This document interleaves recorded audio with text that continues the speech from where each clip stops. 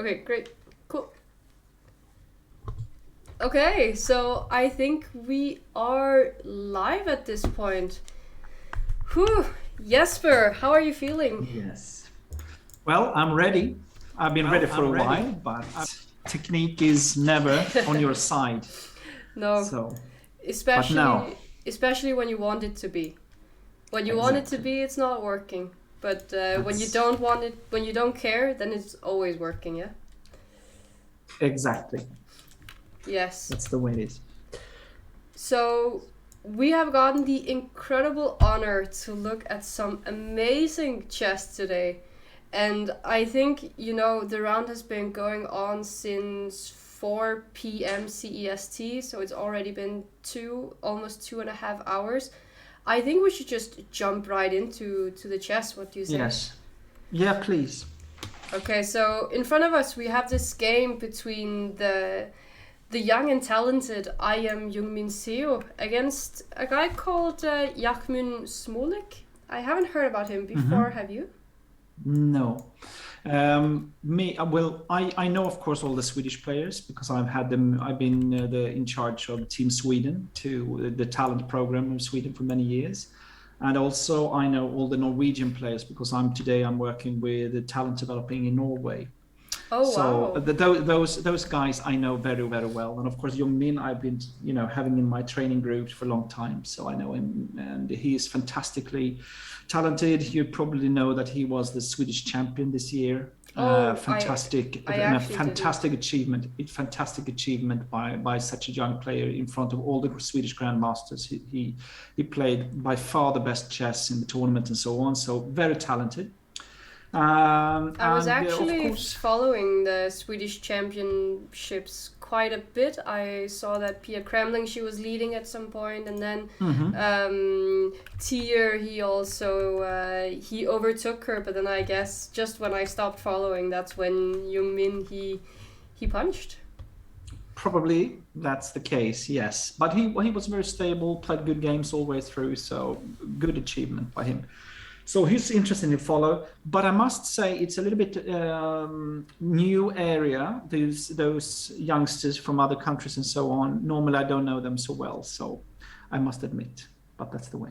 Mm-hmm. Of course, also now with the pandemic, it's very interesting to some new names popping up, and people are eager to show what they have been training for during this strange period of time.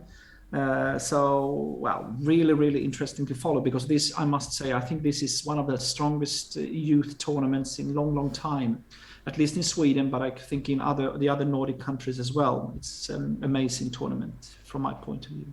Yeah, for sure. I played this tournament last year and I was so surprised at how many strong players were playing. Usually, you only see this kind of level at the youth championships, like Yes. European youth or world youth. You don't see such strong players at youth tournaments, just regularly. No. So No, very it's really exciting. amazing. Just look at the starting list we have here. You have so many, good players, strong youngsters. So it will be so interesting to follow this tournament. And well, I'm very proud of being part of Uppsala Skolschack Sällskap that is arranging this tournament. So it's great. Yeah. Should we take this game from the beginning? Yeah. Well, we can do that. So we have a Boko Indian Yes. from Jung Min Yes. Seo's opponent. My Yes. guess is that his opponent is from Czech, Mm-hmm. because I know there are a few Czech players playing this tournament. To be honest, Mm-hmm. I don't know so much about this knight d2 move. I usually go with some more solid style, probably playing with Mm-hmm. bishop d2. I don't know how much experience you have in these Well, positions. at least what I can say that is the basic of all these kind of Indian openings is the key square is e4. That's what it's all about. But as you know, because black has given white the center, but as long as black keep control of e4 with the bishop on b7 on the long diagonal and the knight, normally black will be okay. So there will be a fight for this square. And of course, So, also for interesting example, here if we is see if the bishop hadn't taken on d2, if it had gone back to d7, then probably yes, e4 already, and black could be in trouble. exactly, because then you have a strong center.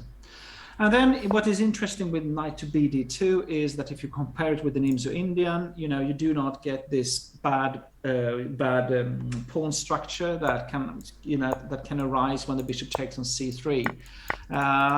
Instead, what White's idea is to get the pair of bishops. But on the other hand, the pieces will be placed a little bit awkwardly because normally you want to have your knight on c3. And also here, when you take on d2, you have given a move like a3, and it's not clear, because queen takes on d2, because what White normally wants is to put the bishop on b2. You play b3 or b4, and you put the bishop on b2 to get the long diagonal towards f6, g7, just like you point out here, So in a way, it's a slow play that we will see in this game.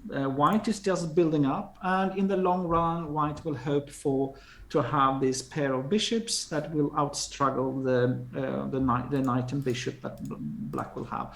What Black will have on his side is the great long diagonal of b7, knight to g2, and the square e4. So quite often there you go for an attack on the king side, with the knight up to e4 and so on, just like you put here. a5, of course, trying to take down the b4 and so on. It's okay, I think.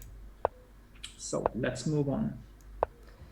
He puts the bishop on e2 here. Do you think there was any reason why he didn't want to go to d3? Well, normally I say bishop d3 seems to be normal to me, but on the other hand, on e2, it's also this, just to take it slow. Bishop e2 is a bit safer in a way because you cover up f3. So, well, I personally, it feels like bishop d3 seems more normal, but I guess bishop e2 is certainly okay as well. Mm-hmm. He might have been worried about some d6, e5 when the knight goes to d7, and then he always has to look out for some e4 moves. And also might be a bit more difficult to castle because you have to keep on calculating this. So he also, both players up to this point, they played fairly quickly. Mm-hmm. They didn't spend much time, so they might still be in theory. Of course, I'm sure they are. You should know that my strength is normally not on openings, but on the following parts. So I'm not so up to date because my last tournament I played was in 2005. That was my last tournament. But instead, what I do is that I go for training every day, up to 10 hours a day. I give training to youngsters and talents and so on. So this is my area, and then it's more about understanding middle games, end games, and of course the ideas behind the openings. So, but the concrete and exact moves is normally not my strength. Wow, that's impressive for sure. And as you said about this e4 square, Black also got a knight in there, forcing the queen to move, and then f5. Also, as you pointed out, all this is standard. Yeah, maybe starting a kingside attack.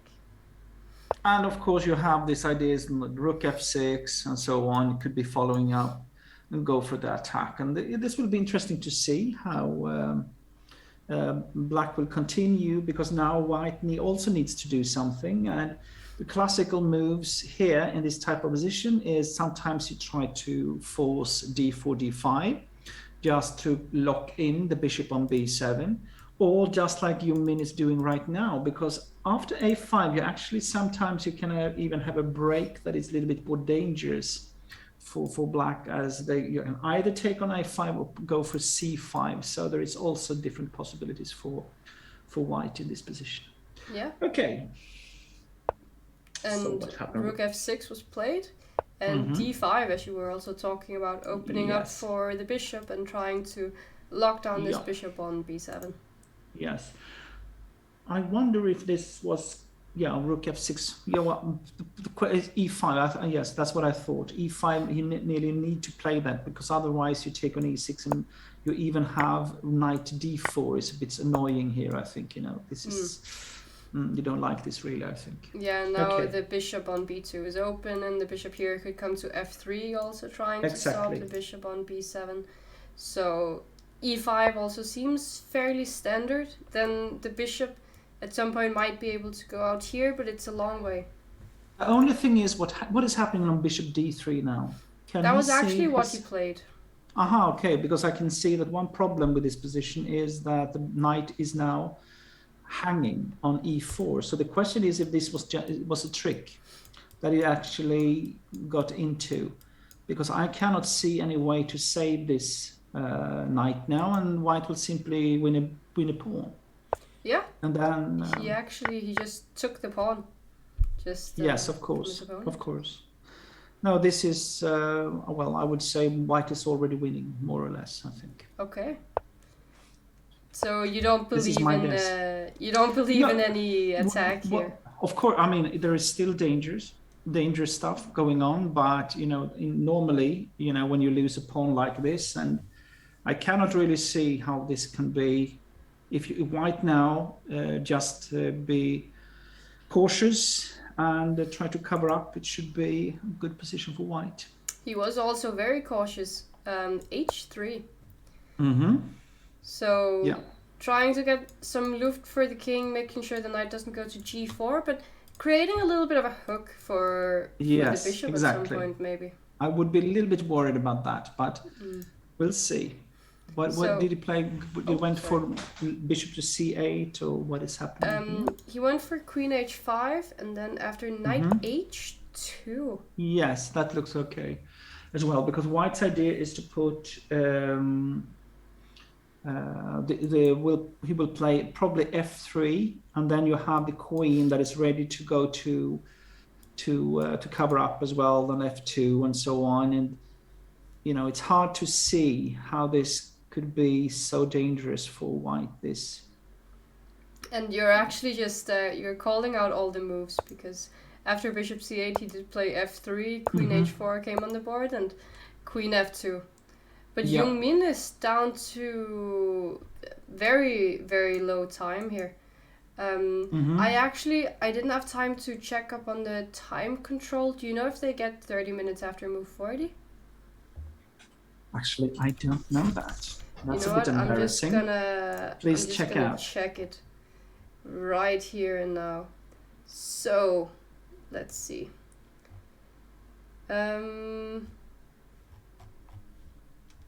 Oh, I have to be really quick. If I can find it. Maybe we can have someone help us just with the type control. Now it's a bit interesting because now the pawn on c4 is hanging. So this was a little bit of a surprise to me. Didn't he have time to do anything better than that? Was there really a threat? If you I would will have try played to take it now. Pretend. Of course. Okay. Of course you should. Also because the pawn on d5 could get weak. And we're getting told it is 90 minutes plus 30 seconds per move. So I guess no extra time after move 40, which means that Jung Min, who's only down to 16 and a half minutes, he won't get more time than this. And queen takes c4 is on the board. I guess he will play e4 now. And that's the idea. So both the bishop on b2 and the bishop on c8 is a bit locked down. But right now the problem for black is a little bit the rook on h6, because if there is no attack, this is might be dangerous, because now the c file is open. So what could happen is rook c1 and take on c7. Yeah. So if I go queen b3, you take here, and I'm not getting any counterplay, I guess. Yes, I even thought maybe rook f. I think fc1 it was better, instead of in this position, because then that at least that was my feeling. But yes, yeah. Because the rook on f1 wasn't doing as much as the No, rook that's on right. a1. That's right. So that was my idea, and you maybe even rook c3 can be a follow up. Now I want to be tricky. I go to b3 still. Do you take the pawn? I make rook c3 in this position. I was hoping that you'd fall for takes, and then Oh no, my bishop on c8 is also hanging in the end. Yes, and you have queen f1 as well, so Ah, doesn't work that's in it. any way. Okay, I've been refuted. It's okay. But still, after e4, I mean, it's still not completely clear, this position. So, Yeah. but I think because if you play rook fc1 immediately, take on d5 with the queen, take on c7, I mean, I wonder this is, well, e4 is probably too much. Mm-hmm. But maybe even this position, that the problem for black is the rook on h6 now, because it's a little bit out of play. You have it, put it on e8 or something like that, and you have an absolutely okay position. But with this rook on h6, it's a bit strange. And c7, of course, is a good placement for the rook. Ready to go to g7, and like we saw before in our variations, the bishop on c8 might be in trouble as well. So. Yes. No, Yeah, for sure. even though black won back the pawn, this might have been a good choice by Min, because now it is no doubt that there is some problems for black to solve before black has managed to equalize this position. I believe, at least. Yeah, I think you're completely right. I was just wondering if it was really necessary to give up the pawn, because his position looks so solid. Like, what if you start with a move like e4 instead? I don't know if he was worried about the knight h5, because then he could block with the knight on g3. Yeah, I thought about this as well. This position. I looked at this position. And you need to play like rook c1 or e1 or something like that. I don't know. Yeah, probably rook e1 is better. But in this position, it's a little bit, dangerous, I believe. It feels like there might be something in this position. So I guess he was a bit worried. I mean, even can you play like rook g6 in this position? I'm starting to get worried also. These dark squares, they aren't looking too nice. But he actually went for something completely different than what we were talking about. After queen takes c4, he went for rook a to c1. He didn't start with e4, and he didn't take the rook on f1 either. No, maybe if you're going to give up the pawn on d5, then maybe take on c7, and we also want to be rook d1 was not possible because of rook f7. But this position, maybe the rook is better to go to d1 and so on. So I don't know. Yeah. So I guess after taking d5, he will take on c7 anyway. And then maybe the rook is a little bit better on f1 than on. Now but you even can you do something like? I know this looks very, very passive, but hear me out for a second. I'm gonna go knight e8 here. I'm gonna kick your rook away, and then I'm gonna try to solve the problem with my rook on h6 by bringing it back to a square like f6. Okay, maybe I play e4 in this position still. Yeah. And then, can I... Okay, so the point is, if I go to d3, you want the tempo, maybe? Yeah. Okay, so I'm not gonna allow you to get that tempo. I'm gonna go... To b5, yeah, well... Yeah, b5. Because I want to keep control over the g4 square, so so I can take the knight if it goes there. Maybe double? No, but you take the rook on c7. Oh, yes. Knight. Oops. So you have to watch out. Yes. But yeah, I don't know. Still, so maybe rook c3 or c3 maybe to be able to play. If you take on b4, maybe you can play rook b3. So maybe this is possible. No, I can't go to a6 because this one is protected by the knight. Exactly. No, still, I mean, this position is a little bit, this is a better position for white still, because you have this knight g4 coming maybe, and then to e3 if the bishop moves to another diagonal. The b6 pawn is a bit weak, so still, and the knight is a bit strange on e8, so I prefer white, even though you do not have this extra pawn anymore as white, so we'll see. Yeah. So maybe this was strong. Yeah. Should we try to take a look at another game, maybe? Yes, please. Last year's winner, Sim van Daal from the Netherlands, is also playing in the tournament. I don't know if you remember, but I remember quite vividly some of the openings he was playing last year. Ah, okay. Yes, now I remember. Yes. It seemed like he was testing all the different pawn moves in the beginning, wasn't it? Like Yes, he was playing all sorts of a3, a4, h3, a4. And in this position, it does seem like he should have already won. It looks very much like very It's close mate to to next mate, move. and Queen to c4 next move is queen checkmate. extra and all sorts of things. Yeah. So he Yeah. did win his game. Also with a bit of an offbeat opening, I can see here. Mhm. G6 not played too much at the highest level, though it was played by the world champion himself in the European Club Cup against Mamedyarov, and now it's transposed. No, but this is normal. I mean, it's normal position. opening, I think. Yeah. Yeah, that's right. We can just take the game quickly. It became sharp Okay. very, very fast, it seems. A quick e5.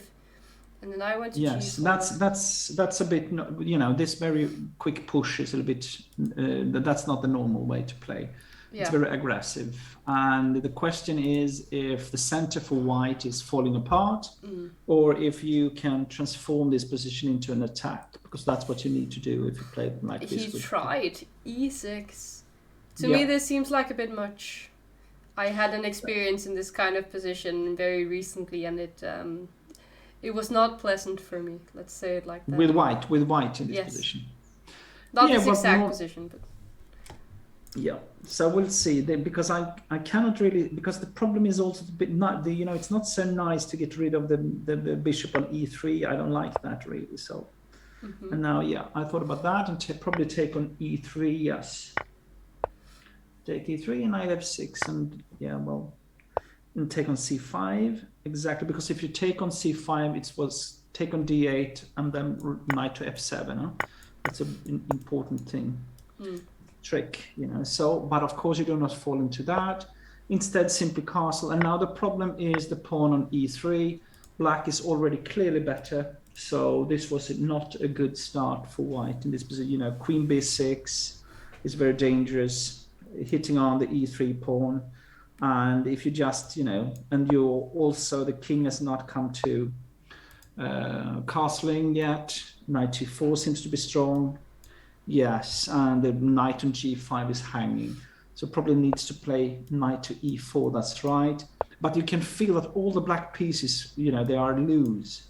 So now it's already almost game over already. Yeah. I think so as well. c5 was played, and he just took the pawn off the board, and just bringing all the pieces and trying a queen sacrifice here. Okay. But still, the king seems unsafe, and Sim just protected the pawn. Yeah, but this is simply losing. And maybe we can just quickly see how he finished off his opponent here. Yes. Bringing the rook to f8, all the pieces into the attack. The pawn on g4, the queen cannot be f3, taken. And take. Yeah. Check. And then we were. Yeah. After e4, the game was resigned. Yeah. So it was a bad opening by white, and after that it was simple play for the Dutch player. Yeah.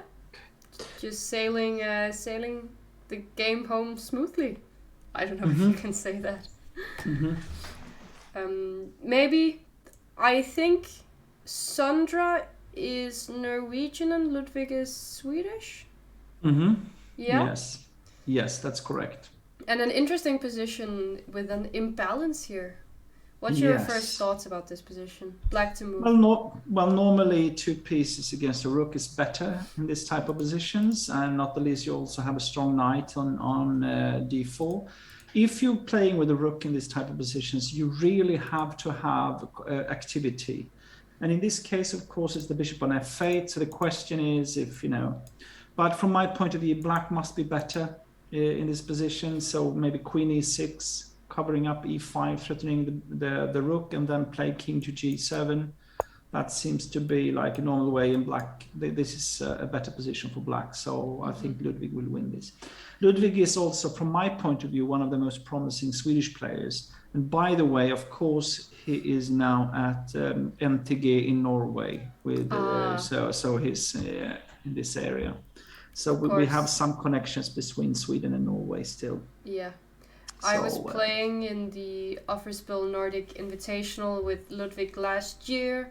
I believe he had 2150.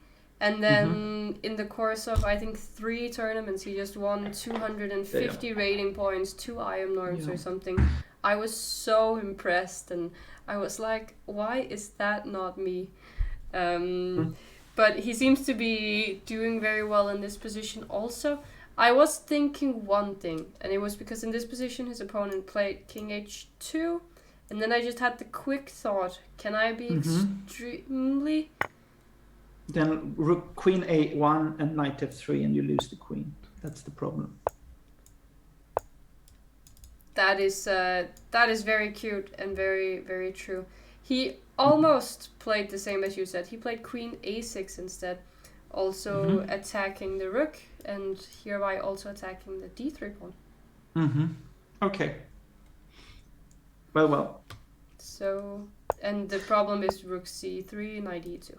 No, but on the other hand, you lose the e5 pawn. So I think you move the rook now to maybe to e8 or something like that. And could you consider f6? Maybe, but then it's getting a bit loose. Protected. Yeah, it's getting a bit loose, still. So I thought queen e6 looked more normal to me, but okay. Yeah, to also stop this rook from coming here. Yeah, that's right. Anyway, still after f6, probably it's okay for black, but black is better. So if just black can just consolidate and bring his both pieces into life, black will win this game normally. So just like you're trying now, white really needs to find a way to create something. Yeah. And the question is how. Maybe queen. I thought queen g4 maybe. Just to come in with a queen to d7 or something like that. I would try to do something. Okay, and if I ask you, okay, maybe you do have a threat because I think. Or queen. Wait, I was thinking. Oh yeah, this would be a problem again. This tricky queen knight. c8. Queen c8. Queen c8. Maybe. Well, then queen a3, and probably But then queen c4. King a g7. And then I wanted to go here. Yeah, and then go up with king to h6 maybe.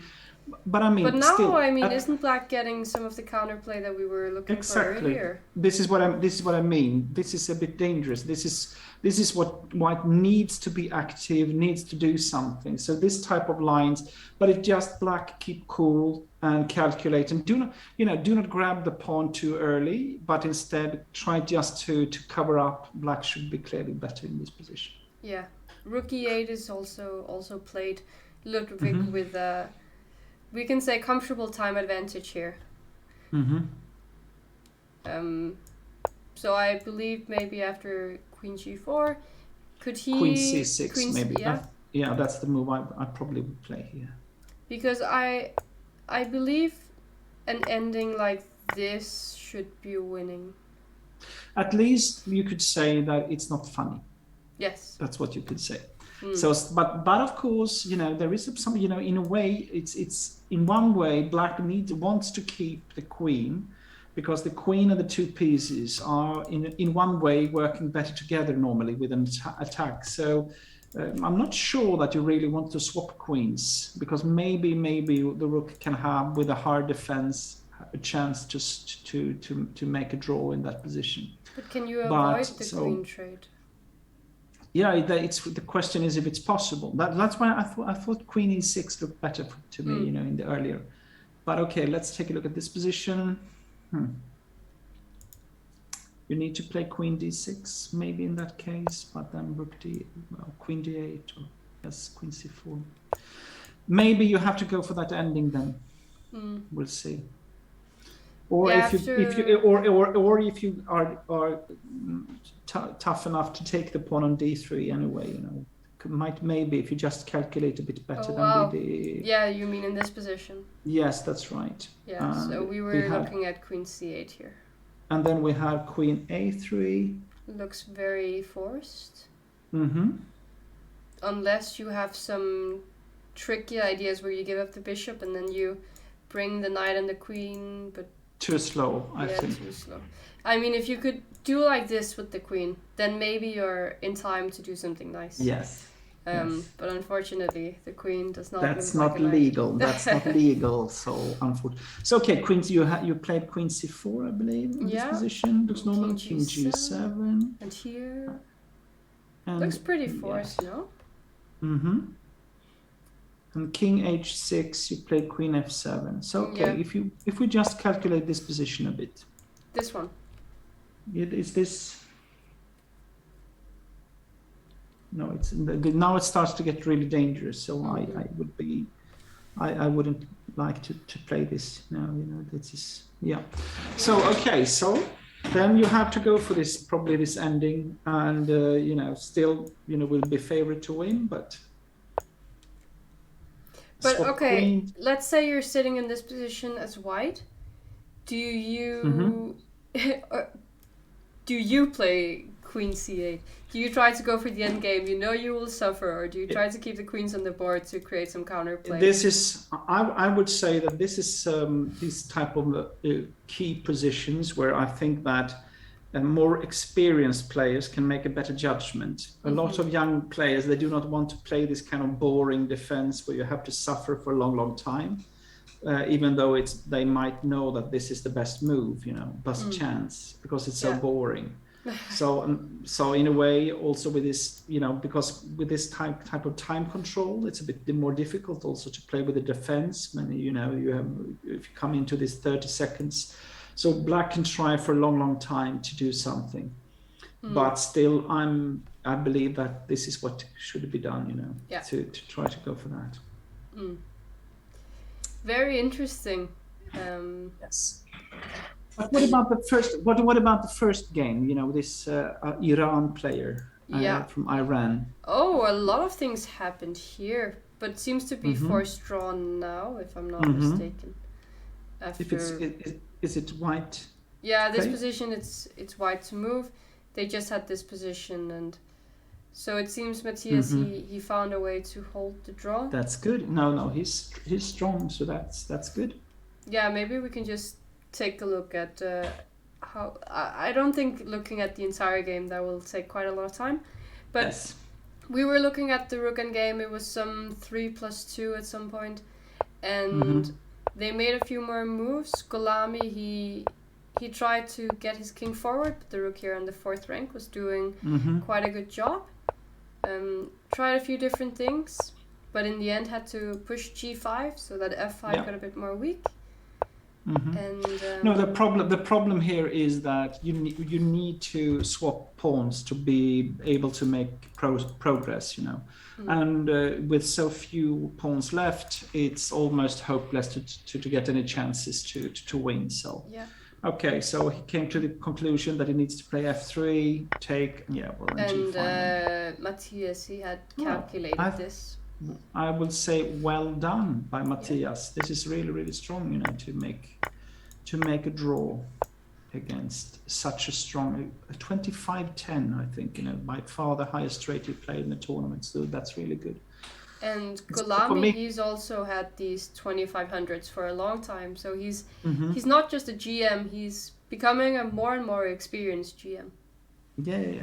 But it's also interesting now these days when the youngsters coming out to see who has really been training, at home during the pandemic, and you can see that their progress that they have done is very different depending on how much time they have been able to spend during these days. And we also, the rating is not so reliable for young players normally. And in this type of position, with this new situation, they haven't been out playing for 1.5 years. It's very hard to say what the strengths are, for the players. So Okay. So, well done. Yeah, for sure. And I just Hmm. my eye got drawn to this game between Gustav and Milton, two players Hmm. I believe you know fairly well. Yes, of course, I do. And this Um, looks like a nightmare for White. I mean, it was. I think this game was so strange because it was a nightmare after I think 10 moves or 8 moves for White. It was a total disaster for White in this position. Take a look at what's happened in the game. F4 is a catastrophic position Yeah, because after you let's take take it on from C, the top yeah, we here. can take it. Yeah, we can, but just take it. This is when you try to improvise in the opening. These kind of things can happen. And this was not funny, I can say. Hmm. Knight h4, it's a little bit strange, I There think, the is position, but there is okay. this variation where you do it, but the bishop is not on g2, so something like this, and then you go knight Mm-hmm. h4. But Yes. here, what they got was with the knight on, or with the bishop on g2 and the knight on d7, and I think it makes a fairly big difference. Mhm. Um, but I can't be too sure of the small details and No, nuances. but this is the strange position after f4, I think, Hmm. because now this is a really really strange move f4 because the weakness is on e4 and so on after bishop b4, black simply better immediately in the game. Hmm. I think this came. I think this came. Yeah, this came. Yeah. Of course. Yes, and now take on c3 and play bishop e4, and it's already a really, really horrifying position for white because if you take, if you do not take, then you have the pawn on c4 as well. It might Yeah. hanging. If you play knight f3, probably just take the pawn. Hmm.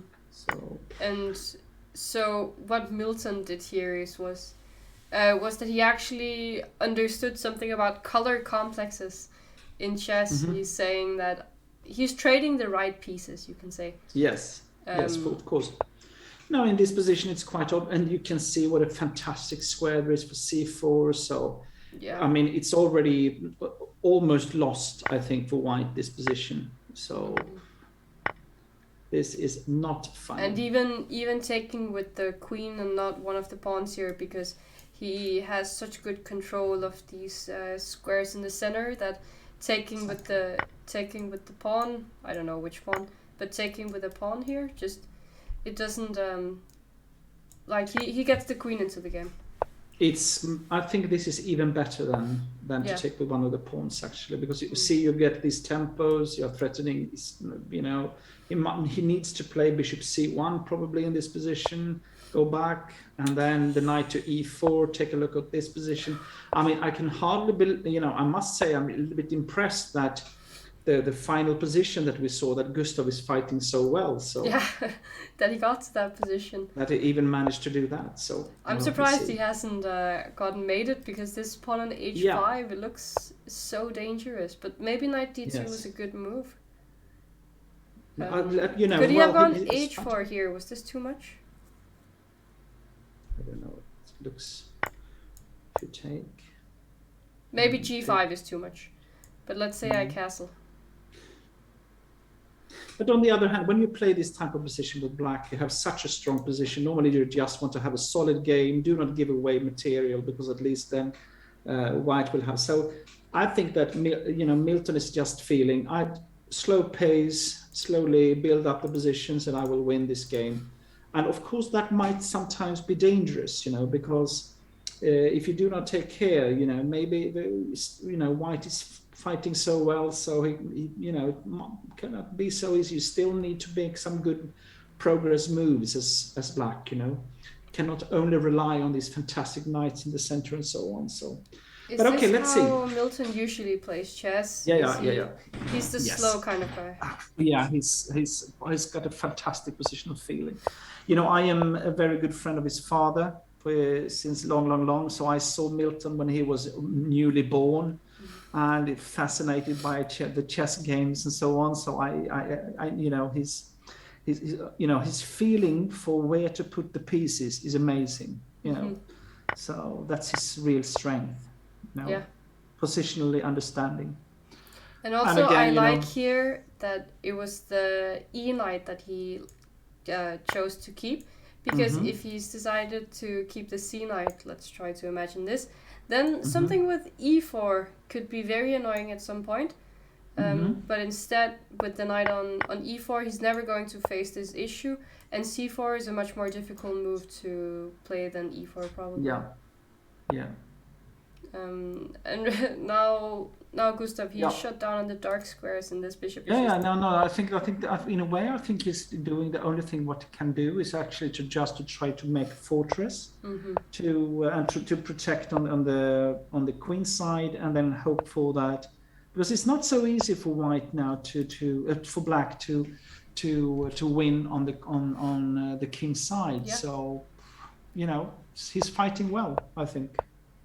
Even For though sure. his position is almost, hopeless in a way, if you take a look at the knight and compare it with the bishop. Could he have considered B4? Maybe. I don't know. It's many But it's pawns hanging. Yeah. Yes, exactly.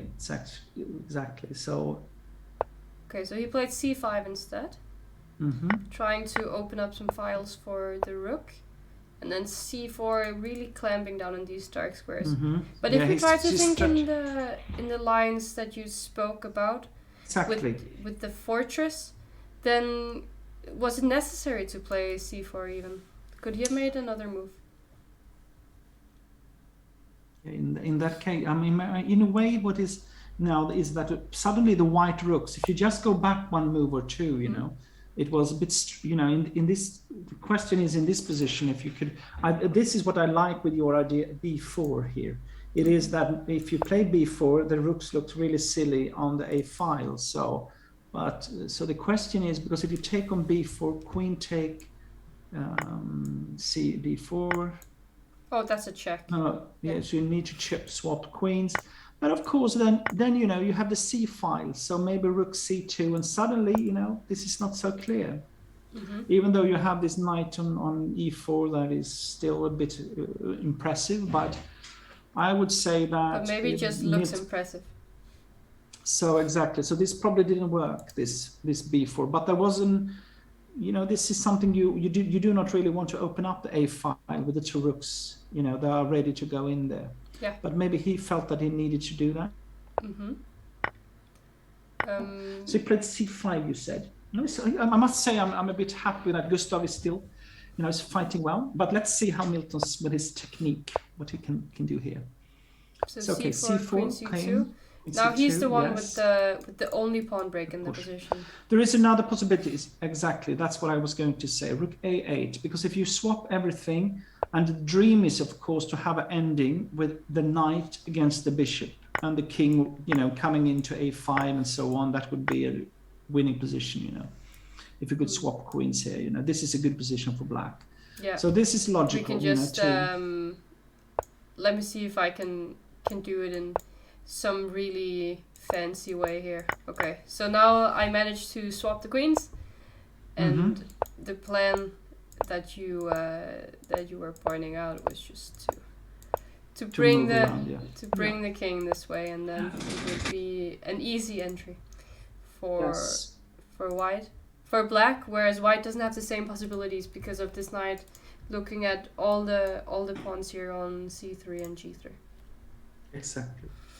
So this is logical. So maybe Milton is still on track. So swap and then take rook A8. That was played, I guess. Yeah. This is yes. Yeah. And is this the position or? This is the position. Yes, still this looks very, very promising for black, because now the queen can move in at the right moment. You just have to time it a bit. The black king is very safe, so it's hard to see that there could be any danger for that one. And the queen on F3 threatening knight to G4. Probably knight F3 now is just winning, I guess. You mean queen F3? Yeah, maybe. So the point is. Now I see. Then it's a check on E8, and it's actually a draw. Oh. So that's the point. So that's why there's no escaping this. Exactly. So probably that is why he played King H7 first, in this position. yeah, I just had to get queen Yeah. h8 also, because Yes, if you exactly. take here, then g6. No. You play queen h8. Yeah. Queen h8. So in he this played position, queen h7, anticipating this. king h7. Yes, that's right. And you know it's not possible to cover up f3, so it will come anyway. You know. Mm-hmm. And then move in with the queen to f3, move the knight to e4 or g4, and yeah. And the Probably, queen is too far away to. yeah. Well, if the queen needs to go back now, for example, to a1, you play queen f3 like this, and queen e1, something like that. Knight e4. You know, It's almost soon there will come b4, c3, c2, and just so simple. Mm-hmm. So it seems like Milton have control on the position. Yes. I like king h7. I think that's a very, very classy move. That's nice. You know, to like this, cover up first. You know, to that's well done. Nice move. Okay. We also have, when you think of Milton, at least when I do, when I think of Milton, I find it hard not also to think about Hampus. Mm-hmm. I believe they're quite good friends. Mm-hmm. And Hampus also playing here, but he seems to... No, he's not down a pawn. Mm-hmm.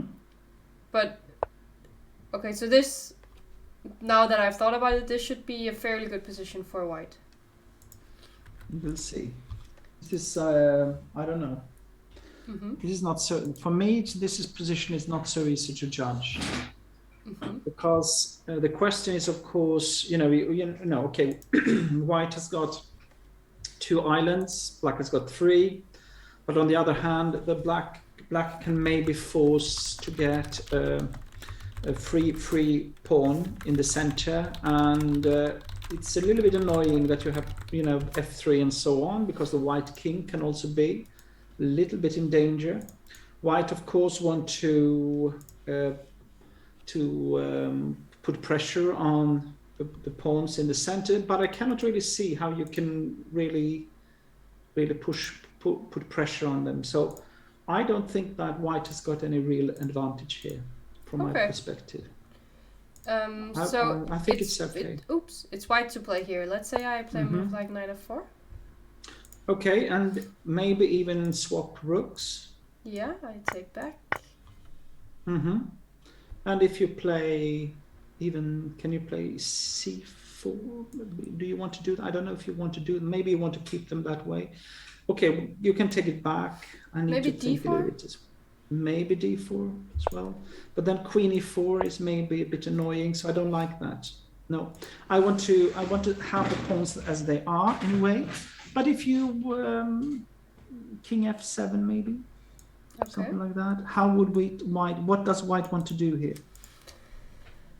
I was thinking that I wanted to improve the position of my pieces. Some h4, h5, put the queen somewhere nice, either e2 or e5. But I don't know if it just looks more impressive than it is. Even instead of king f7, I even would think about g5 in this position. I had a feeling that was what you were going to say. If I want to go for a win in this position, this is probably what I would like to do. And then I want to go for a counter win. For a counter win. Yes. That's good. Okay. And king f7 maybe in this position instead. Yeah. And my counter win comes with queen b1. Queen b1, and then I thought about queen g6, because that was actually the move I was thinking about. Oh, I'm getting in trouble now. Yes, a little, because also, if you swap queens, then my knight is trapped. It's at least, you have to play g4, and it's... No, but then taking with the pawn. Yeah, even take with the pawn I can do, yeah, that's correct. So, you have problems, yeah. A knight on the rim is dim. Let me not go there. Knight d3, go back. Exactly. Yes. And this type of position, what is this like? Is it really better for... In this position, maybe c4 actually. Mm-hmm. That might be. And if I take knight e5.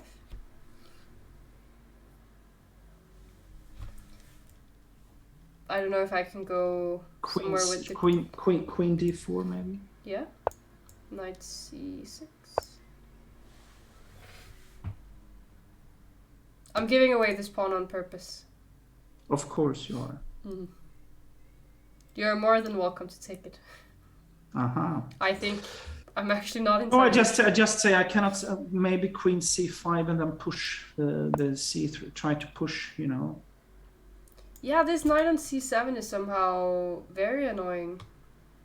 Yeah, so it's not, in a way, it's the question is again always with this type of pawns in the center, strong or weak. Can white put pressure on them, or can they actually be some kind of dangerous pawn out of them?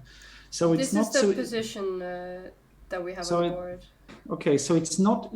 I just say I cannot say that black is better and so on, but I can just say that this is not easy position to judge. I think I'm not sure. I don't think that white is so much better, at least. Black has got possibility, but that was probably a good move, king f2, because you need your king to be closer to the pawns. And maybe queen e3 is a threat in this position. I don't know. To try to get the knight in. Just to try to get knight endings and the queen if the white king is close. So I like this move because king f7 that I had as an idea. Queen f4 is a bit annoying in this position because you cannot play queen f6 because the knight is hanging on c. Yeah, that's right. So now So king g7 instead? Then you can check on c3. Check on c3 and take the pawn on c5. That is a problem, yes. Yeah. Okay, so not too easy. So this is tricky position. Yeah. But maybe, how about if I go d4 now? Maybe d4 actually. I thought about that. Because the problem we had before was with this queen e4, and now there's no queen e4. Yeah. I thought about queen e2 in this position. Swap queens, because if you can do that, the c5 pawn might be the knight e6. Yeah, well that's the knight e5 is too slow. Yeah, I was thinking like this, but it doesn't work out. So knight e6 instead. And then the question is, and then maybe f4, king f3, king e4, and there's now it's white who has got the advantage for sure. Yeah, so, definitely. So king f2 was a nice move to bring the king closer to this, to try to avoid this dangerous possibilities. So the question is in this position how black can make progress here. Try to improve the position. Yeah, I thought about maybe could you play knight e6, then maybe queen e3 is strong. Can I go queen a5? I don't like that because then knight d4. That's knight d4 is at least very dangerous, Okay, so queen e3, and if I go king f7, you want to go queen e5? Yes, that was my idea, to put the queen on e5. Okay. I can't even go queen g5 because c5 is hanging in the end. Yes. So now suddenly, the white has got this pressure, and the black counterattack is, the king is so much better on f2 than on g2. So that was good. Yeah, maybe white has got some chances, to put pressure. This is a very, very interesting moment in the game, I think, because I think that if black can find a good setup, and controlling stuff, I think black should be okay. But if white can put up some pressure on the pawns and so on, then it might be a bit tricky for black to hold this position. So, Yeah, for sure. Interesting. But I'm not sure that black played the best in the last moves. But okay. Anyway, this is it's nice to see such interesting games always when you're commentating. Yes. That we have had. Should we try to take the game of girl? Of course. I know that Victoria is playing in the tournament. WGM from Bulgaria. She also played the tournament last year. And I believe she did quite well. She beat I am Felix Bloberger in one of the first rounds with a very nice game, actually. This is good. So here we have a G6. So this is some kind of dragon stuff. I'm not the biggest E4 player, but she played C4. She didn't go for the normal B4, yes, D4 stuff. This is this is a little bit of a clever way to reach this kind of Maroczy type of position with white pawn on E4 and C4 and so on. So yes. And Kim Roger Hansen Westrum are from Norway, so I know him a bit from Norway as well. Okay, I actually haven't heard his name before. No, he's one of those. Yeah, I think he's been quite active during these pandemic times as well. So it's nice. Yes, this is classic position. Bishop E2, D6. And now we're deep into some theory here. Yeah. This is all is normal here. This is white is slightly better because there's a little bit more space. But on the other hand, black has got good control of black squares and so on. So normally there will be. It's not so easy for white to force anything and find a big advantage. Instead, what you should do is slowly try to put pressure a little bit on black here and there, and do not give any chances, and then white will have a slightly better position all the way through. But if black is cautious, normally black can make a draw, But and of course, if white is too tough to move too hard, then it will get your chances. So that's it. And this A5, as far as I know, is actually the new way of playing these types of positions. Previously, they all went A6, but now they have found this new way with A5, and generally what they want to do is get a quick A4, Queen A5 in. That's correct. But that's all I know. And what you do is, of course, with knight to D7 is that you want to swap the black squares bishops to get play on the black squares. This is the idea with A5 as well. You have total control of them, and the queen to B6 and so on. And normally it's okay for white is not worse, but at least now black has got quite simple play, I think, in this position. Yeah. So she played bishop E3 instead, keeping the pieces, and also there is this rule so that, of course, if you are the one in charge, but it's in the driver's seat with a little bit more space and so on, you do not want to swap pieces. And of course, black will not take on C3 with a bishop, because then you will have a bad long diagonal for black, so on. Yeah. So quite interesting to keep bishops, and we'll see. And rook b1, just anticipating all this a4 ideas, so that you would be able to go b4. Exactly. Or even at some point see if you could open up the rook. Mm-hmm. So bishop f1, good staying move. solid. Yeah. h5, trying to push the pawn over here at some point. And knight d5, this very typical jump.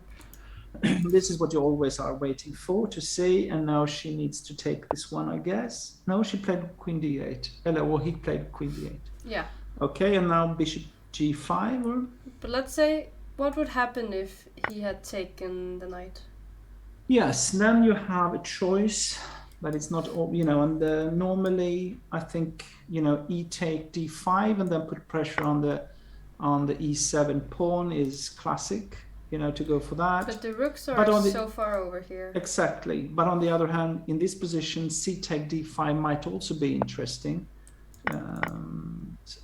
Maybe preparing some a3, b4. But if you do that, it's knight a4 and so on.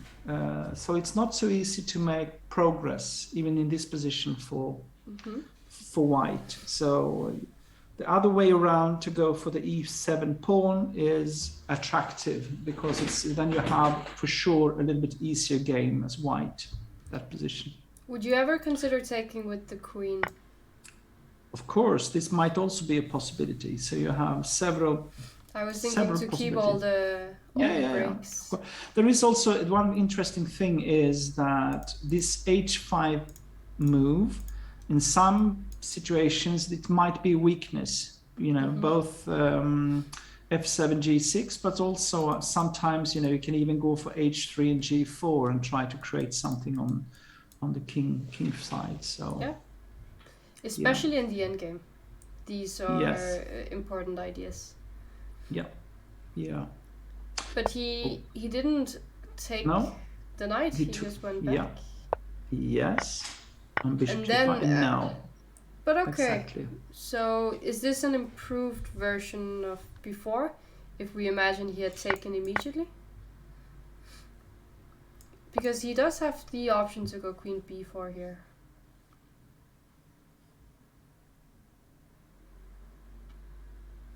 If this had happened. Yeah, but maybe queen f2, I don't know. Yeah, and if a4? Do you want to go bishop d2 and b4? Yes, that's what's my idea. Mm-hmm. And b5 would be... You take it, I think. Oh, it's also just hanging. Yeah. Okay. No, so...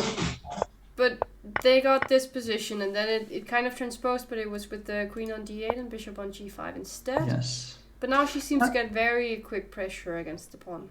Yes, but on the other hand, this is classical situation again. White is just covering up, and then it's up to her to crack it down. This is typical in a way. Mm-hmm. So we'll see. B6. Yes. Okay. Yeah. Covering up. Yes. Some deep ideas they're playing with here. But like I said, it's not so funny to play this, of course, Mm-hmm. But now, I like this idea. Yeah, this was a good idea.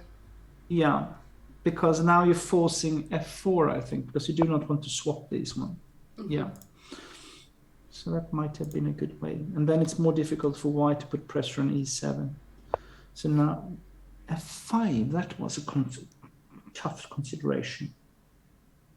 It's a concession. It's really...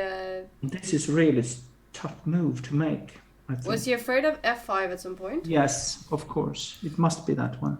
And that's why I say that h5 might have a drawback, because f5 is suddenly much more dangerous than if the pawn was on h7. So, yeah. Yeah. He did go f5, and she responded with the pawn move a3, preparing b4. What is happening here, what is interesting here, is that white is playing on both sides. Mm-hmm. And this is the classical way to make use of your pair of bishops, to try to play on both sides. So, yeah, I like. She has played a good game so far, I think. Mm-hmm. Interesting maneuvering. And then the b4 push came. Yes.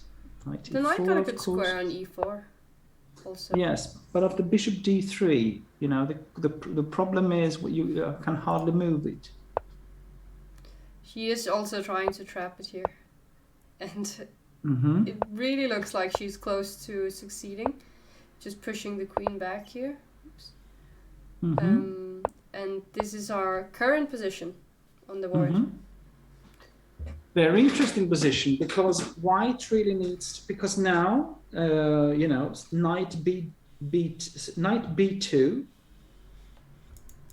and then it's white to move. Yeah.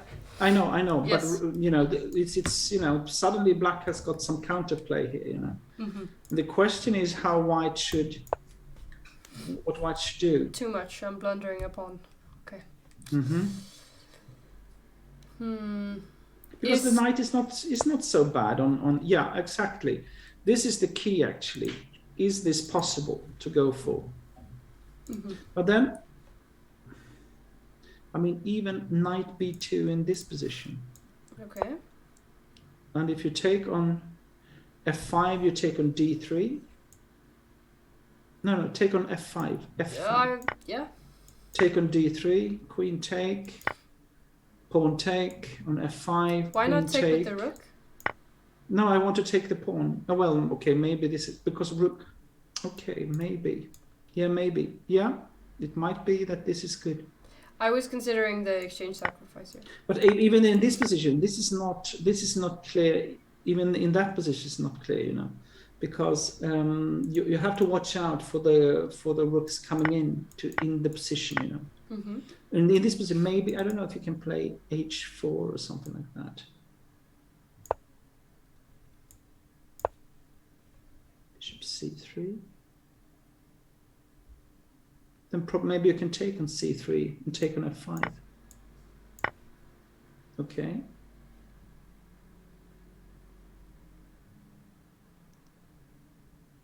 Yeah, probably this is good for this is good. I just want to be a bit cautious about this rook coming in, in the position. That sometimes you can have a dangerous position here, Yeah.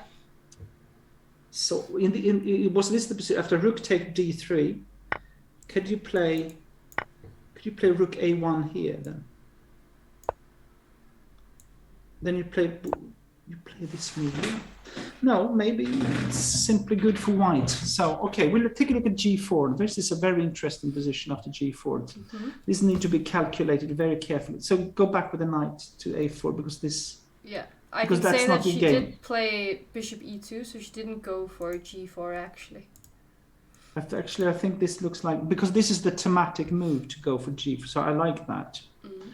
Okay, if you take on g4... H take g4, maybe you have a check with the queen that could be annoying. Yeah, this could be... I don't know. And there are many squares to choose from. Yes, maybe h7 maybe. Yeah. Oh, I should also... And then, maybe even queen h4 or something. This type of counterattack is, at least, it's easy to get a bit afraid in this position, Mm-hmm. Maybe that was why she played bishop e2 actually, just to prepare this g4. Mm-hmm. Exactly. Yeah, but now she doesn't have as much pressure on the g6 pawn on the other hand. No, that's correct. Rook c7 was played. Mm-hmm. We can see that her opponent is actually down to 40 seconds here. Mm-hmm. So really some time pressure coming. Looking for b5. You're threatening b5 in this position. Mm-hmm. How about a move like rook a3? Am I close to trapping the knight? Could be, but again, maybe might be two, yeah. And swap rooks. But now it seems black is happy, yeah? Like strong bishops, the rook is on the file. This rook is just... Yeah, I say that this. I mean, it's g4 that, but again, I would be very worried about this now with this idea to bring the queen to the h file and rook to a1 and so on. Yeah. Dangerous stuff. So it's not so easy to see how this breakthrough what it should look like. So probably something else should be done after in this position. Yes. So how to proceed? Should it be like, yeah, I thought about that. Then the question is knight to c3 possible? Maybe you can take on b6? Uh-huh.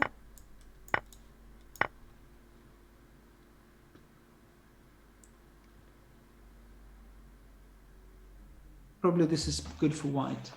So okay, go back to that position after bishop b3 because I like that move as well. Mm-hmm. Her opponent played rook c to b7.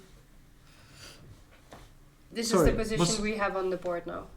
Okay, so this was played. Yeah. Rook. That was then bishop e3 was really, really good, I think. Mm-hmm. Then it was a good move because now, yes. Now the bishop is now the rook here is a bit awkward. Okay, and now the question is it time for g4 soon? There's still this annoying check though. Yes. Can we prepare it somehow? I mean, Can be imagine prepared. if we could get the king to f3 or another square, but the Play g3, king g2. and then play g4. I don't know. Okay, so let's say I go rook a8. Then maybe rook a3. Could you play rook Because a3 immediately? Could you play a rook a3 immediately in the you position? mean here? Yes. And if knight c3? Take on a7 and take on b6. Is that? Aha, you have. It's the rook a2. Yeah, that's a problem. Okay, go back. Go back. Go back.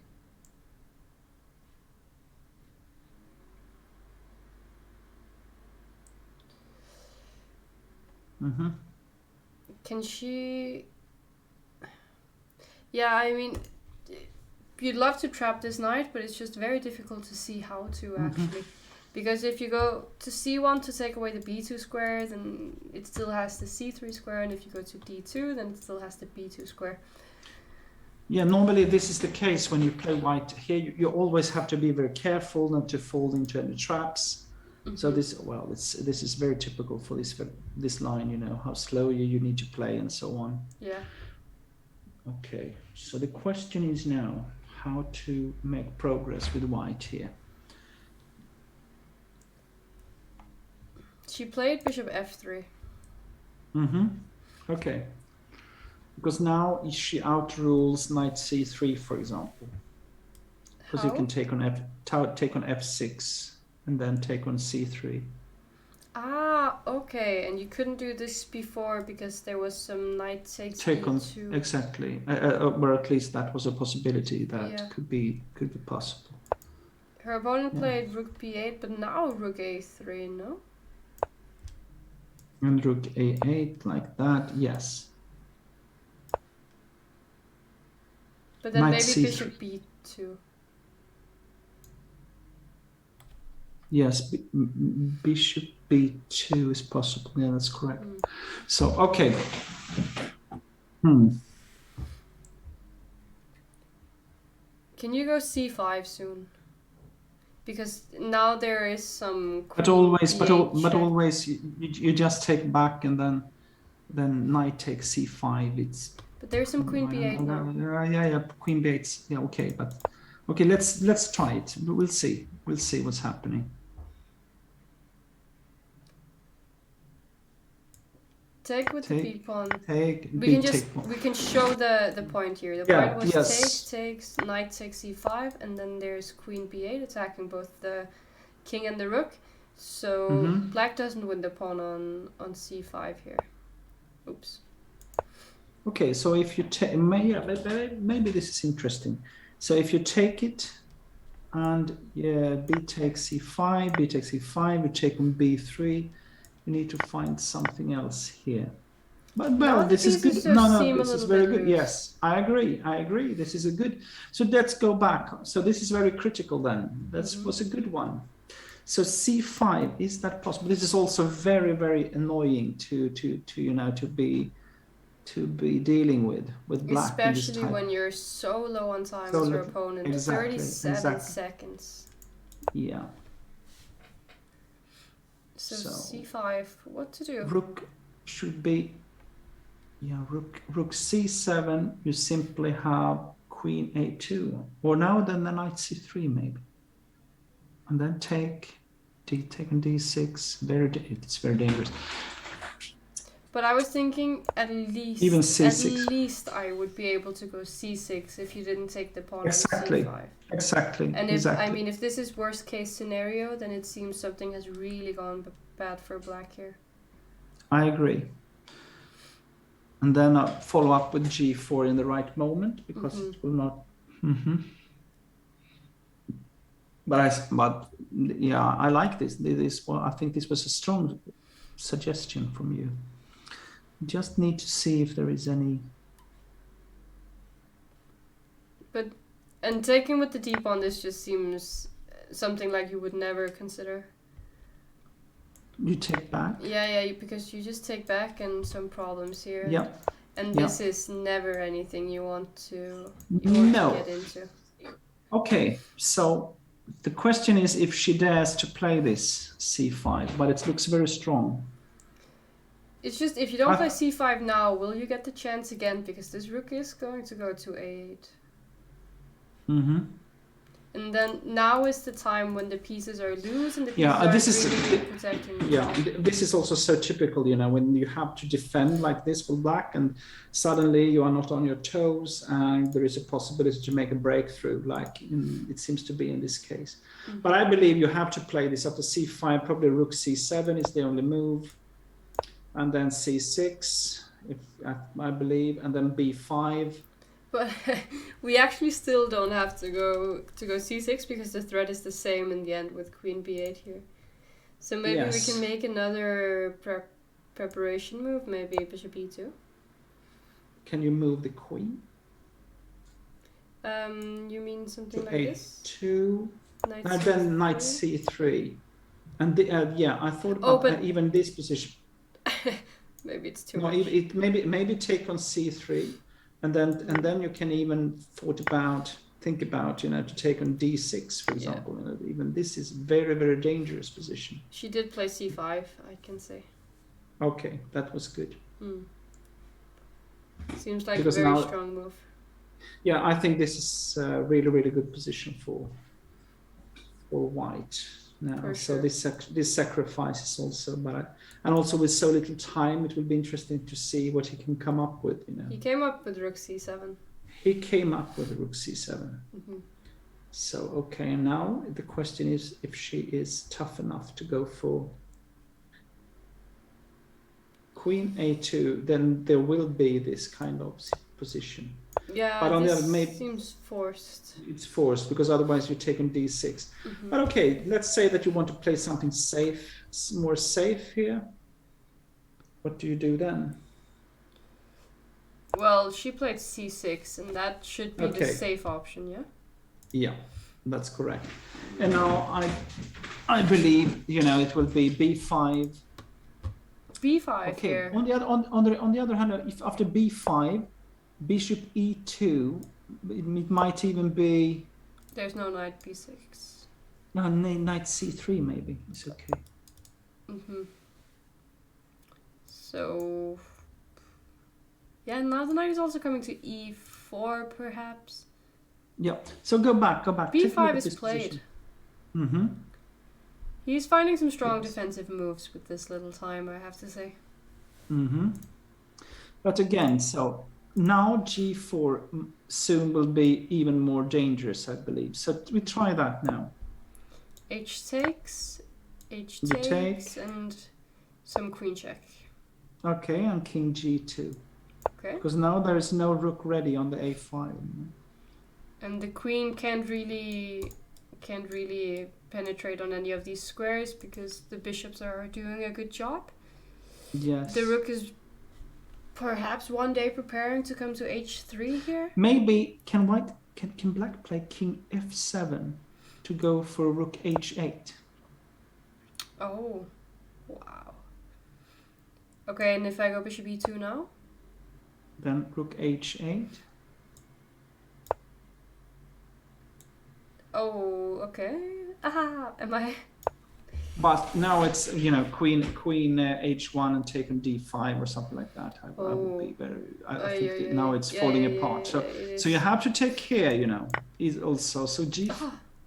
I'm opening the g file. Okay, too much. So you can see still g4 is not so easy to make. King f7 was a nice idea. So she also hasn't moved, and she's going down on time as well.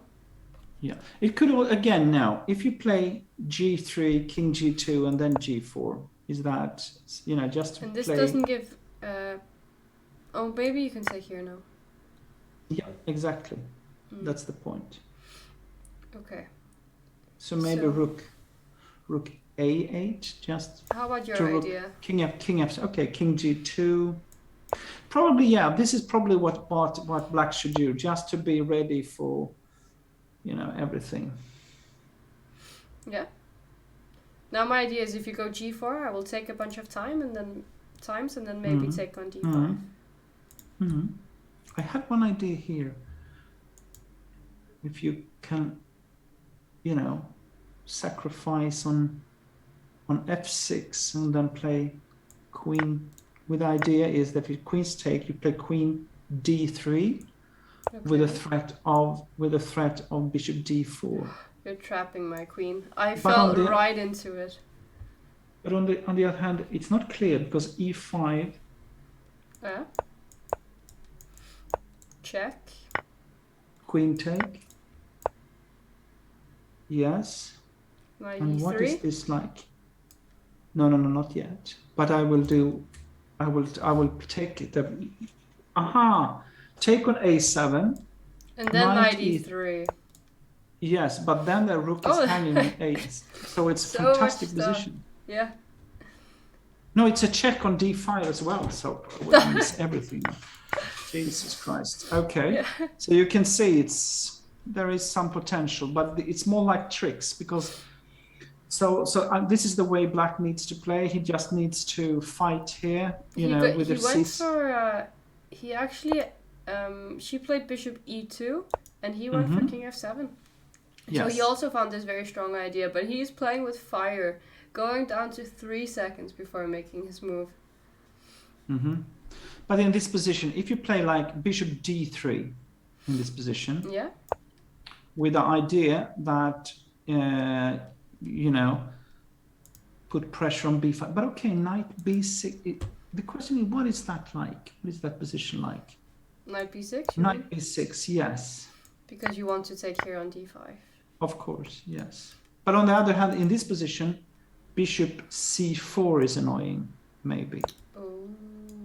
And can I be brave?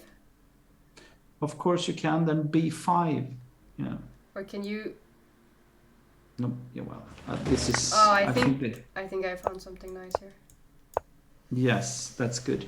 Yeah. So I couldn't be brave.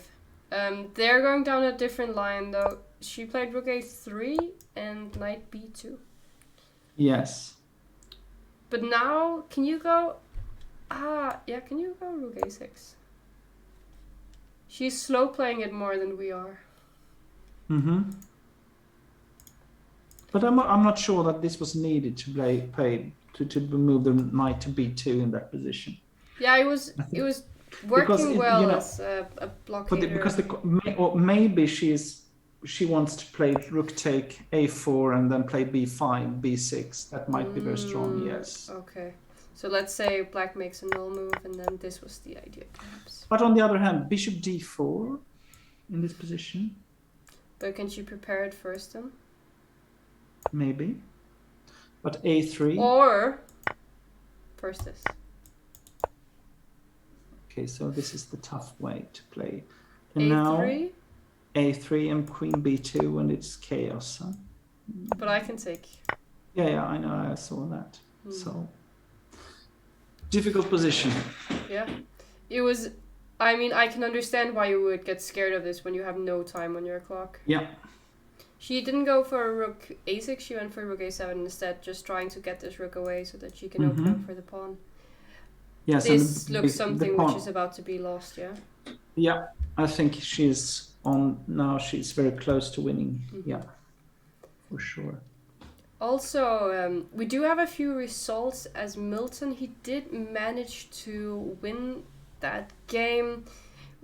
Yeah. I don't think we are very surprised that he won the game, but still, let's take a from look. This just to look at his technique.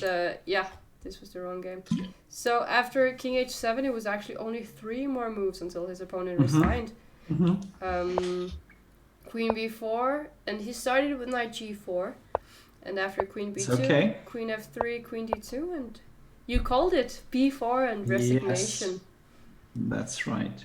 I'd say perfect technique here after b4. Yes. So he played very safe, all the way through. Yeah. Clear edge in the opening and then just safely play. So, okay, that's good. What about Yong Min? What has happened in that game? Quite a lot has happened here, but it seems that he is taking this game home. Yeah. Yeah. quite a few pawns. Two here. more. Yeah, too much. Too much. This is far too much. Yeah. Okay. Black to move, but there's no saving grace.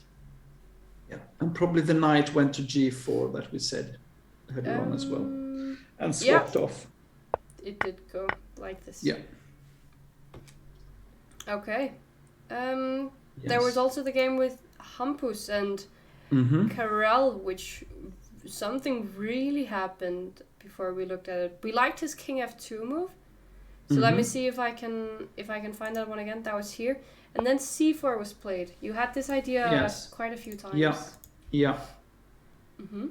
But I was not sure how this was, Weak, strong or weak, that's the question. But it seems, it's still to be found out. Yeah, well, in this position, even queen, that's what I thought, queen e3, because it's, you cannot swap with because the white king is so close, So he will win a pawn, and that will be a difficult ending for black. So, okay, so what happened instead? Queen d6. And this h4 to try to create some more weaknesses on the king side. Yes, that's good. And just trying to stop this pawn from moving any further, queen d3. And now he didn't trade immediately. No, because a4 there's some knight c3 probably. F4 is much better move, Just getting the knight away from that active square. Exactly. And now, then he could use his own queen. Yeah. Once again, this is not advisable. This was a good sequence for white. And now, yes. And be careful. The queen is hanging behind this one. That's right. So he went for queen d2 first. D2. And now there's still now you no can push. see, no push, and you have problems, and the a pawn can move up forward. Yeah. So what he tried to do with g5 was to create some kind of weaknesses for the white king. But that pawn is just rolling down the board here. He did go for g4, but Hampus just said, I don't care, I'm going to play a7, I'm going to get a new queen. And we saw a few checks, but he got out of them with this king g2. Now this check would fail miserably to a new queen. So let's go back in the final. Instead, queen. Yeah. Okay, so is this the position or what? This is the position. Oh, I believe this is the resignation position. Probably the kings are placed like this. Yeah, that's right.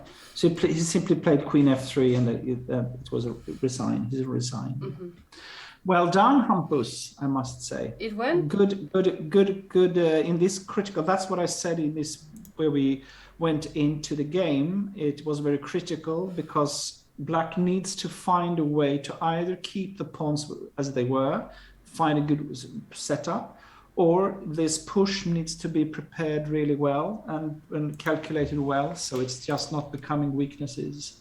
That you need your pawn to really be a strength and not a weakness, So that's it. Okay, so good. So Jung-Min winning, Hampus winning, Ludwig is winning, I guess. Probably. No, well, you can put your pawn knight. Okay. Like, what is this king d1 move? G5. Was he just trying to get out of any possible checks? Exactly, and then go there. Exactly. So okay, well, let's go back. So king now with the threat of h6, I guess. Interesting position. This is nice. Oh, with so little time, with so little time as well, Oh, I'd be so nervous here. Okay. But what is this? And I mean, shouldn't it will be a check in the end? It will be a check in the end. It's really difficult getting, because you'd really like to get a check in quickly like this, but that's 3 whole moves. It's just way too much. And okay, maybe if you want to draw, probably you can play king d4, g5, and go back. Can you that? No, no, no, no, it cannot.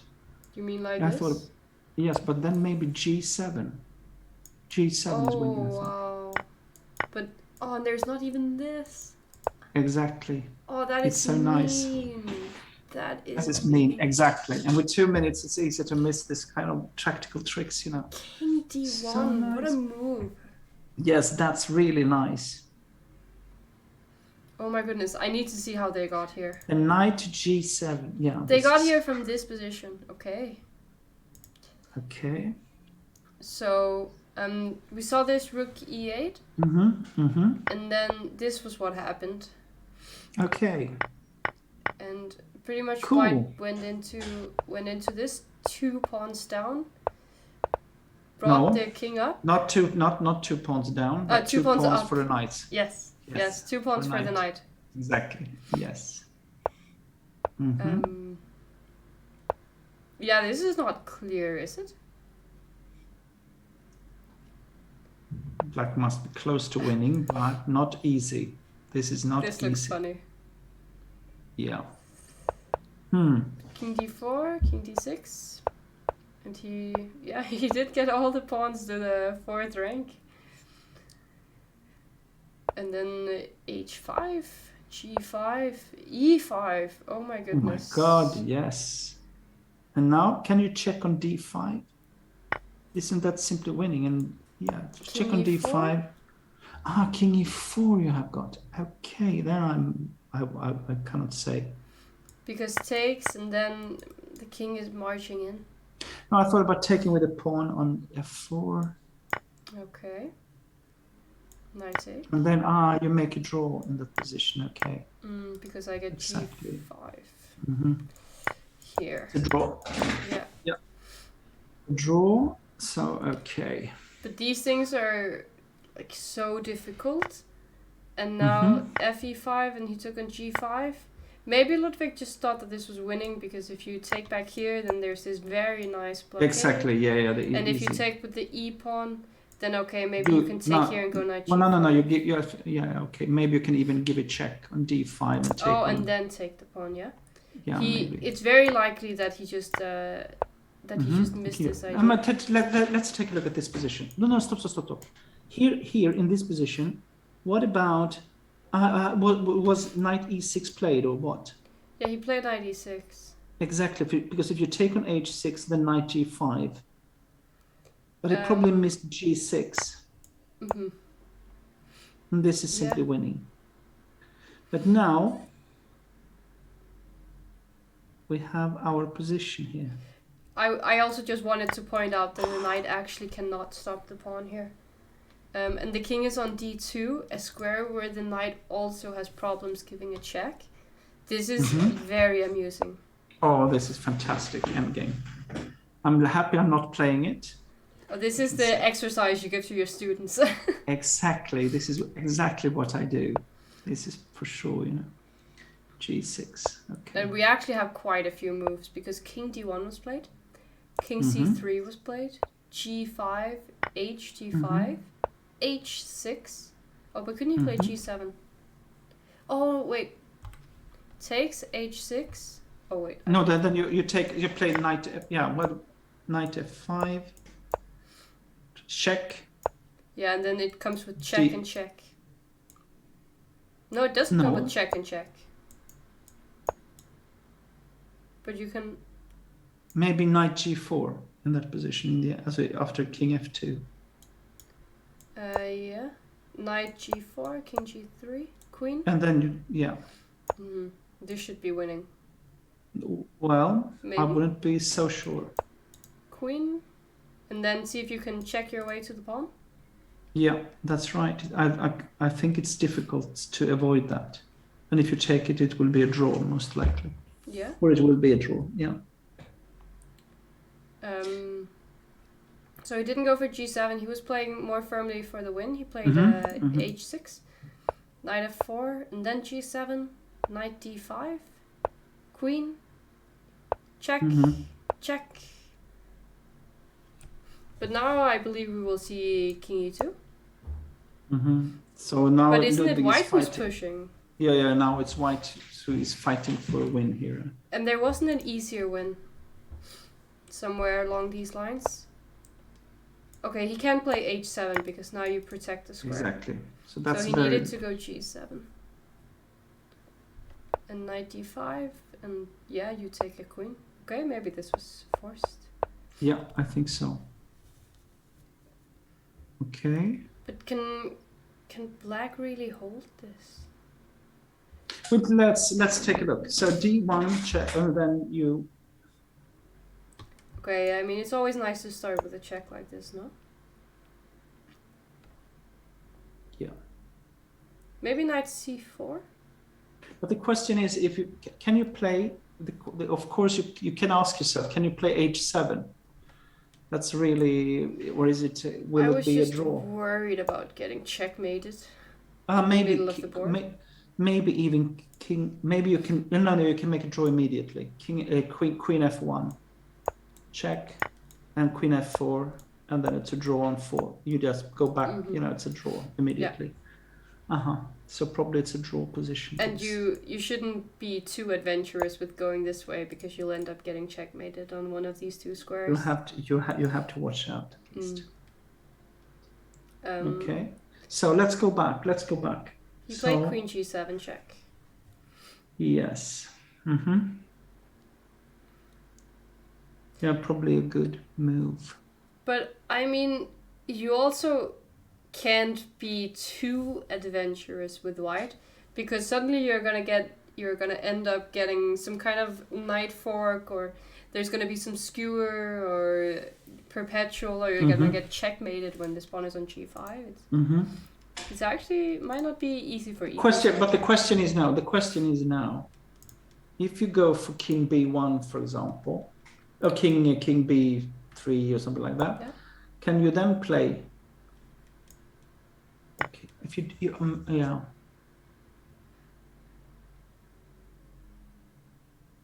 Exactly. And now the difference between this endgame and an endgame where the pawn on g5 isn't there is that maybe the king can use the pawn as a shelter. And yes, maybe. And this doesn't seem like a... He went for king c4 instead. So trying to keep this option of queen d3 check open in case the king takes. Maybe that was very good. But okay, still king What about king f2? Yeah, this is not clear. Yeah, and once again, maybe we can use the pawn. No, it's a draw. Queen f5, I think. Okay. And you have this queen f4. I think this is a very good chance to make a draw here. I go king e2. Okay, I make queen e4 check. Queen d3 check. Queen e3. Queen d3. Yeah, queen b3. It's a draw. Because I wanted to see if I could know use what you want. I know what you want, but I will not let you. At least I don't want you to, Okay, queen d1. Oh, and you have this queen a4. Yeah. Okay. Yeah. Long variation, wrong variation. But this is typical for... We actually did see queen f2, and he went for queen d2 instead. But maybe this doesn't make a difference because there's always queen f4. Yeah, exactly. So, so this is the game. Yeah. How insane would this be if it ended up being a draw? Yeah, then this would be a draw. I believe, He went for king g3, but queen f4 check. Also played.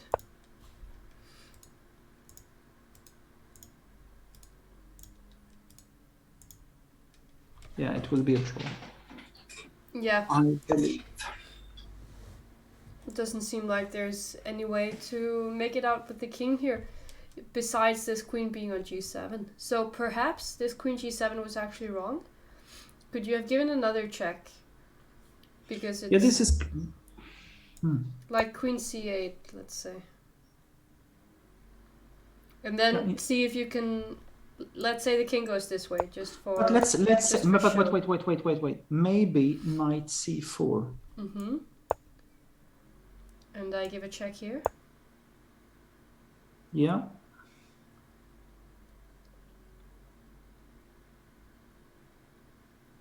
And then maybe can you play king b4? And now try to give a check on d4 and queen h8. Uh-huh. What is Okay. that like, that position? So let's say I go here. Oh, I have to be careful where I put my king also.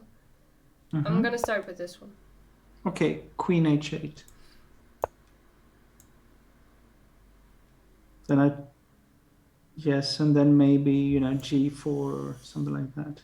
Yeah, I can understand why you don't want to do this as white. It can very easily go wrong. Yeah, and even if you can play queen g8, probably it's a draw because of the checks and so on. So you don't want to, you do not want to play this with white. So queen g7 was probably right. Maybe. Yeah. It's tough to say. But okay, so they moved a bit back and forth. White now tried king e2. Probably he will run over this way as we also tried. And then black should give a few precise checks, but in the end we should see a draw. Yes, that's my, at least what I can see, this will be the case. Yeah. But, okay, queen h2 shouldn't make a difference. Or should it? King d1? Okay, check. Which one? I guess, yeah. Let's go for g1 then.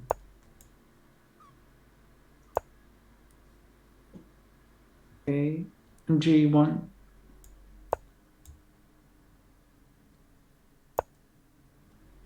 Okay, now maybe queen e4 check.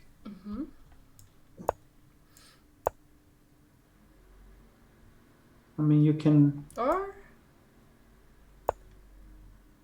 But queen e1. Yeah, okay, maybe you have queen a5. Yeah. And then I go here. Okay, and you can come this way. Yeah. Exactly. And then you have queen f5 and stuff. He went to h1 instead of g1.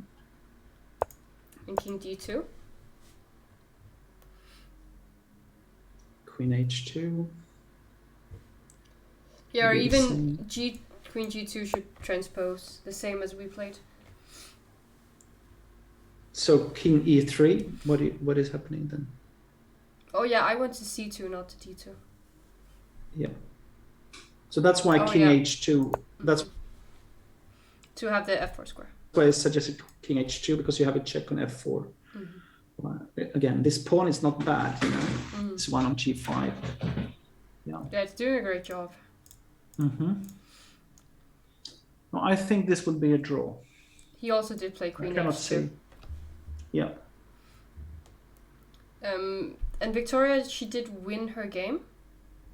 Yes. And it seems we only have this game and then this other game between Arvid Friedman and Jakub Nimek. This looks like a win for black, I'd say. Yes. The knight is very strong in these positions where you're only playing on one side of the board and pawn on e4. Next move will be taken on e4.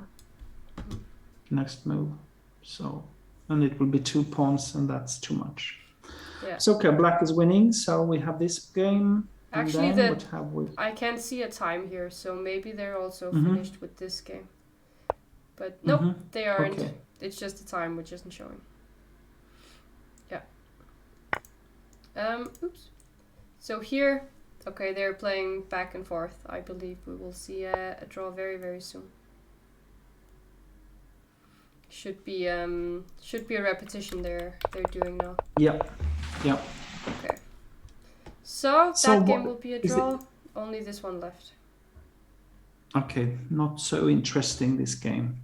But can we take a look at the results of all the different games we have had? Yeah, sure. Do you want to take the games one by one, or how do you want to do it? We can do that. Yeah, we can do that. That's fine. So this game This was a draw. Yes. between No, but yeah, Gulami and yeah. Wen. Go to the end. Yeah, this was a draw. That's good. Well done by Matthias. Jung-min winning, I hope. Yes, this was indeed a Yes. win for Jung-min. Then we had the game Yes. between Milton and Gustav, Yeah. where Milton showed great technique. Yes. This game between Vignir and Alexander, we didn't get to look at, but Vignir he did win the game. Mm-hmm. The winner of the previous Uppsala Young Yes. champion, Sim Vandal, won a very nice game. Mm-hmm. Hampus showing great technique also, we have to say. Mm-hmm. Yes. Good. And we saw this draw. Yes. Khan, who's a very strong Swedish youngster, made a draw in this game, 2 pawns down.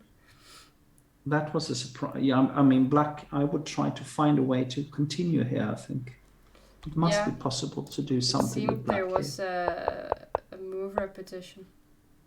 Mm-hmm. So I believe Khan should be happy with this result, probably. Yes. I mean, yeah. Yeah. Okay. Sorry. No, I just thought that I would like to try to play G5, G6, and so on, but maybe it's not possible. I don't know. Yeah, let's say something like this, maybe. Oh, but then. Yeah, that's the problem. Yeah. Okay. Check on GC6. I go here. G1.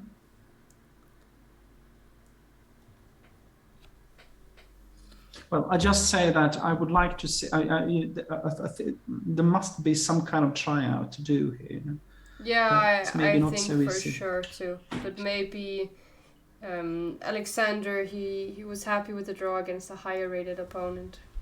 Probably, yeah. That's the problem. Maybe no risks. So okay, so we had this game between Alexander and Adam.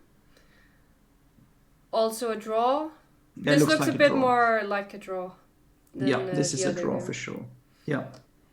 William Olsen versus William Johansson was won by the white player. Seems very reasonable. The rook is doing a great job. The pawn on f5 is falling, and great place to resign. Richard Stelmach beat Jung-min Seo's younger brother, Jung-hyun Seo. Yes. This looks like a very dangerous position for white. Yeah. Okay. We saw this game between Victoria and Kim Roger, and Victoria she did get a lot of pawns here, getting them down forward. Yeah. Victor against Jakub was a win. This does look like a winning for Black. Yeah. Victor Montian. Yes. Edwin Trost, yes. Also the Swedish youngster, he beat Var. A very, very long name I can see, but this looks very close to me. Yes. He's one of my, both have been my students for many times, so I know them very well. Yeah. But Edwin has got almost 2,300 in Ilo, and Var it's a little bit up and coming because it was number 3 in this Swedish championship with only maybe 1,900 or something like that. So it's up and coming. But of course, Edwin has been for a long time a huge Swedish talent. So yeah, I played him last year actually, and that was a sad game. I did lose to him. He very, very strong. He managed to keep his head cool, even when we were both in time pressure. I was very impressed. Yes, good. David or Axel Falkevall against David was a win for Axel. It does also look like it. He's strong, so yeah. Leo did win also. Krevatin. He won, yes, against Julia. Okay. Quite a few pawns up here. Yes. And who did win? Yes. This looks This looks like a dead king after 17 moves, if I've ever seen Yeah. one. Yeah. And Hilmir winning on One the against. Yeah. on I the see. last board here with a rook more. Yes, the last players here are from Uppsala. So yes, that's it. Getting Okay. the chance to play such strong players. And this Yes, game is in a still way. going, but we do believe that Black will win this game fairly safe. Yes, Black will, for sure. So nice round, I think. Yeah, for Very sure. interesting games, and you could see that also the lower rated players did have the chance to take some points from the stronger ones. We saw So, quite a few draws. Four draws on the top 10 boards. yeah, that's not bad. So thank you for this, Ellen. Yeah, thank you so much for today. I learned so much.